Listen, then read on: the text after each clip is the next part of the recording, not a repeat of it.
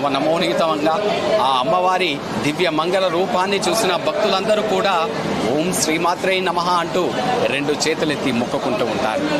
8 రోజుల పాటు అమ్మవారికి జరిగే ఆ మహోత్సవాల్లో అమ్మవారి ఆలయాన్ని ఎంతో సర్వాంగ సుందరంగా వివిధ పుష్పమాలికలతో, సుగంధ పరిమళ భరిత పుష్పమాలికలతో శోభాయమానంగా అలంకరించి అమ్మవారి ఆ దివ్య మంగళ రూపాన్ని కూడా భక్తులందరికీ దర్శన భాగ్యాన్ని కల్పిస్తున్నారు. అమ్మవారి శిరస్సున వెండి కిరీటం ధరించి చేతిలో ఆ దుష్ట సంహారం చేసిన ఆయుధాన్ని కూడా భక్తులకు దర్శన భాగ్యాన్ని కల్పిస్తూ ఉన్నారు.